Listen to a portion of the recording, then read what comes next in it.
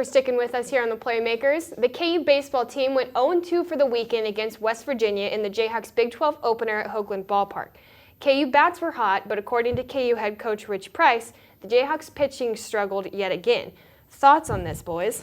Well, on Friday, it was really a pitching gem. Ben Krauth, he came out through 12 strikeouts, only gave up 3 hits, but unfortunately, 2 of those hits caused the only run to cross the plate.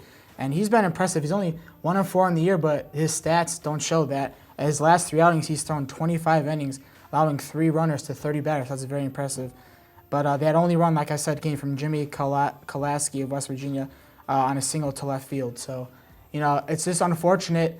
The pitching is good, but the bats can't get going. Yeah, moving on to Saturday, the Mountaineers scored a run in 7 of the 9 innings. The Jayhawks had a problem getting the leadoff man on base. 5 of the 9 innings, they couldn't do that. They lost 11-6, so they had a lot more hits. The hitting was encouraging, but they didn't have Ben Krauth on the mound, so they couldn't get anybody out, really. But Marcus Wheeler had 3 hits and 2 RBIs on Saturday, and TJ Martin had 2 hits and 2 RBIs on Saturday. So those were encouraging numbers for the Jayhawk baseball team. Yeah, it's the things that they need to start building on, and it is actually very refreshing to hear Marcus Wheeler coming out too, because that kid has a lot of potential, and I'm glad to see him get and it's really like it's a young team, but the seniors that are on this team are the ones that are really performing right now, and that's kind of a problem because you don't want your seniors to carry you all the time. Right, you need that senior leadership. Yes, you do, but at the same time. But you also need your freshmen to get rid of their inexperience. Your freshman inexperience as well.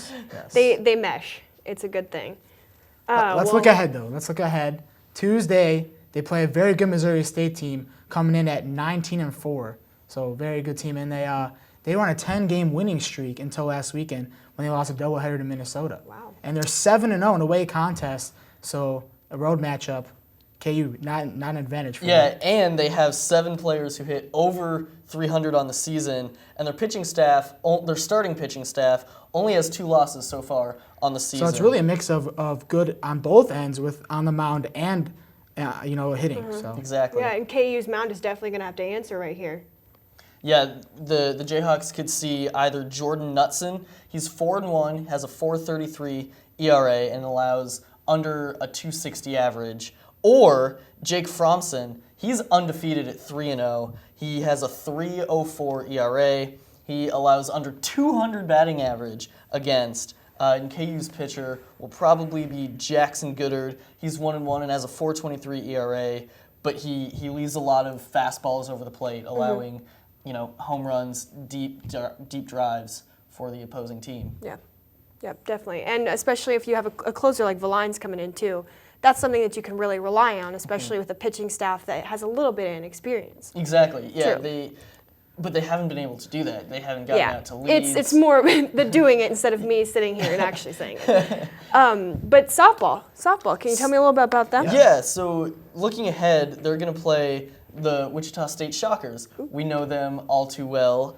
They are 16-12 so far and 4-12 in the Missouri Valley Conference. They're led by junior catcher Macklin Hitz offensively. Apt name, she's hitting 367 and slugging 637.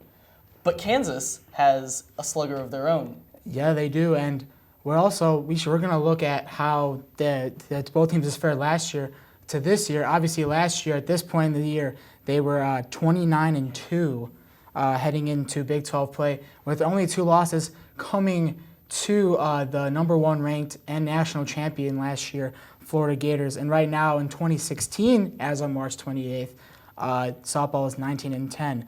But there is some similarities from both teams. But the biggest difference from last season is pitching and hitting for power. This year, KU's hit a lot more for power.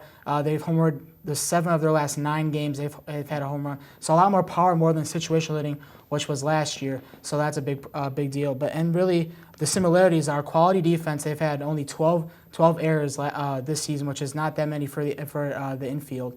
Also, an ace pitcher. Last year they had Alicia Pilley, know her all too well. At this point in the year last year, she was 9-3 with a 2.20 ERA, and she had pitched 79 2/3 innings, giving up an opposing batting average of 202. Right now, Andy Formby, who's been the ace for the team, She has 29 scoreless innings. She's 12-2 with a 1.85 ERA, allowing a 1.96 opponent batting average. So there's a lot of similarities. There's still that ace pitcher. They're still hitting well, but it's more for power. Right. So they haven't been able to.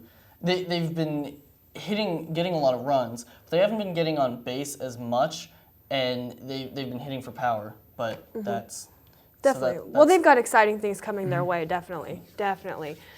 Up next, we talk about an experience that I actually had over the weekend. I got the opportunity to cover the Women's NCAA Championship Tournament in Sioux Falls. Very proud of you for that. Thanks, guys. It was pretty fun, so we'll talk about that when we come back, all right?